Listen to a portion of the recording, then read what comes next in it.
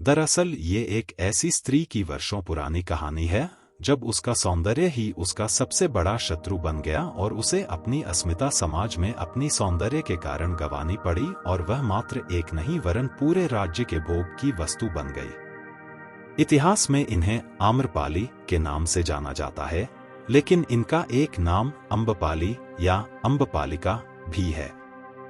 आम्रपाली बेहद खूबसूरत थी और कहते हैं जो भी उसे एक बार देख लेता वह उस पर मुग्ध हो जाता था।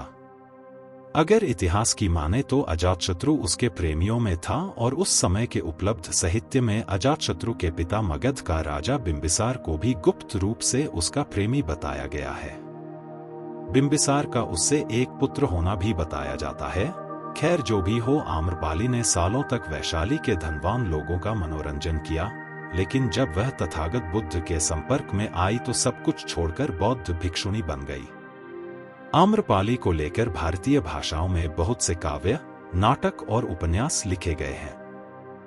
आपको बता दें, उस युग में राजनर्तकी का पद बड़ा गौरवपूर्ण और सम्मानित माना जाता था। साधारण लोग तो उस तक पहुंच भी नहीं सकते थे।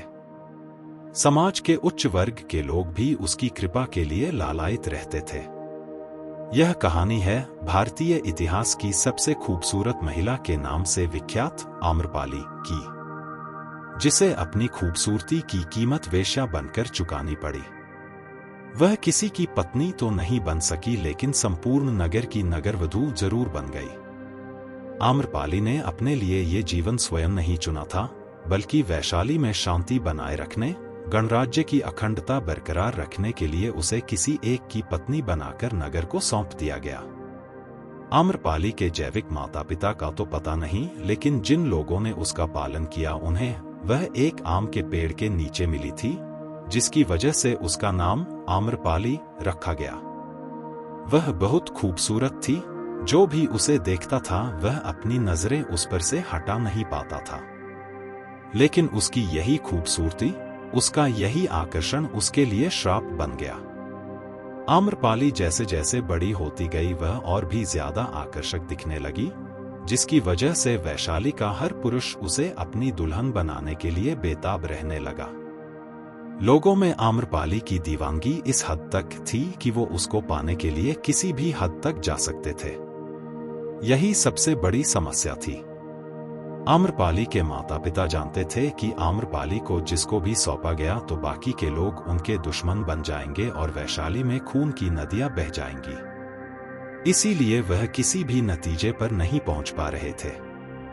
इसी समस्या का हल खोजने के लिए एक दिन वैशाली में सभा का आयोजन हुआ। इस सभा में मौजूद सभी पुरुष आम्रपाली से विवाह करना चाहते थे, जिसकी वजह से कोई निर्णय लिया जाना मुश्किल हो गया था।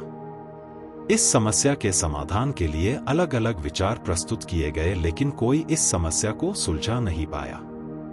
लेकिन अंत में सर्वसम्मति के साथ आम्रपाली को नगरवधू यानी वेश्या घोषित कर दिया गया। ऐसा इसीलिए किया गया क्योंकि सभी जन वैशाली के गणतंत्र को बचाकर रखना चाहते थे। लेकिन अगर आम्रपाली को किसी एक को सौंप दिया जाता तो इससे एकता खंडित हो सकती थी। नगर वधू बनने के बाद हर कोई उसे पाने के लिए स्वतंत्र था। इस तरह गणतंत्र के एक निर्णय ने उसे वेश्या बनाकर छोड़ दिया। लेकिन आम्रपाली की कहानी यही समाप्त नहीं होती है। आम्रपाली नगरवधू बनकर सालों तक वैशाली के लोगों का मनोरंजन करती है, लेकिन जब एक दिन वो भगवान बुद्ध के संपर्क में आती है तो सब कुछ छोड़कर एक बौद्ध भिक्षुणी बन जाती है। बुद्ध अपने एक प्रवास में वैशाली आए। कहते हैं कि उनके साथ सैकड़ों शिष्य भी हमेशा साथ रहते थे। सभी शिष्य प्रतिदिन वैशाली की गलियों में भिक्षा मांगने जाते थे। वैशाली में ही आम्रपाली का महल भी था। एक दिन उसके द्वार पर भी एक भिक्षुक भिक्षा मांगने के लिए आया। उस भिक्षुक को देखते ही वह उसके प्रेम में पड़ गई। वह अपने परकोटे से भागी आई और भिक्षुक से बोली, आइए, कृपया मेरा दान ग्रहण करें। उस भिक्षुक के पीछे और भी कई भिक्षुक थे। उन सभी को अपनी आंखों पर विश्वास नहीं हुआ। जब युवक भिक्षु आम्रपाली की भवन में भिक्षा लेने के लिए गया तो वे ईर्ष्या और क्रोध से जल उठे। भिक्षा देने के बाद आम्रपाली ने युवक भिक्षु से कहा, 3 दिनों के बाद वर्षाकाल प्रारंभ होने वाला है। मैं चाहती हूं कि आप उस अवधि में मेरे महल में ही रहें। युवक भिक्षु ने कहा, मुझे इसके लिए अपने स्वामी तथागत बुद्ध से अनुमति लेनी होगी। यदि वे अनुमति देंगे तो मैं यहाँ रुक जाऊंगा। युवक भिक्षु के बुद्ध के पास पहुंचने से पहले ही कई भिक्षु वहां पहुंच गए और उन्होंने इस वृत्तांत को बढ़ा चढ़ाकर सुनाया। वह स्त्री वैश्या है और एक भिक्षु वहां पूरे 4 महीनों तक कैसे रह सकता है? बुद्ध ने कहा, शांत रहो, उसे आने दो। अभी उसने रुकने का निश्चय नहीं किया है। वह वहां तभी रुकेगा जब मैं उसे अनुमति दूंगा। युवक भिक्षु आया और उसने बुद्ध को सारी बात बताई। बुद्ध ने उसकी आंखों में देखा और कहा, तुम वहां रह सकते हो। 3 दिनों के बाद युवक भिक्षु आम्रपाली के महल में रहने के लिए चला गया। अन्य भिक्षु नगर में चल रही बातें बुद्ध को सुनाने लगे। सारे नगर में एक ही चर्चा हो रही है कि एक युवक भिक्षु आम्रपाली के महल में 4 महीनों तक रहेगा। बुद्ध ने कहा, तुम सब अपनी दिनचर्या का पालन करो। मुझे अपने शिष्य पर विश्वास है। मैंने उसकी आंखों में देखा है कि उसके मन में अब कोई इच्छाएं नहीं हैं। मुझे उसके ध्यान और संयम पर विश्वास है।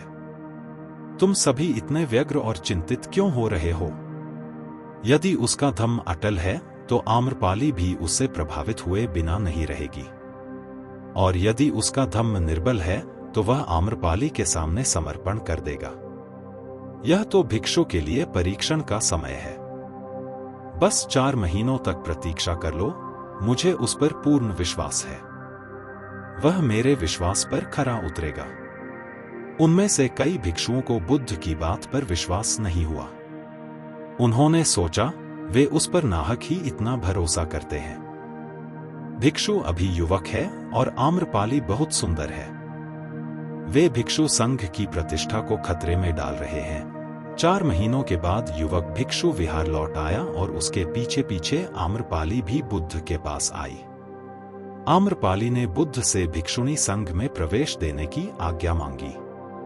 उसने कहा, मैंने आपके भिक्षु को अपनी ओर खींचने के हर संभव प्रयास किए पर मैं हार गई। उसके आचरण ने मुझे यह मानने पर विवश कर दिया कि आपके चरणों में ही सत्य और मुक्ति का मार्ग है।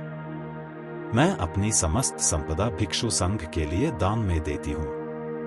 आम्रपाली के महल और उपवनों को चातुर्मास में सभी भिक्षुओं के रहने के लिए उपयोग में लिया जाने लगा। आगे चलकर वह बुद्ध के संघ में सबसे प्रतिष्ठित भिक्षुणियों में से एक बनी, जबकि यशोधरा को भी बुद्ध ने भिक्षुणी बनाने से इनकार कर दिया था। किंतु आम्रपाली की श्रद्धा, भक्ति और मन की विरक्ति से प्रभावित होकर नारियों को भी उन्होंने संघ में प्रवेश का अधिकार प्रदान किया।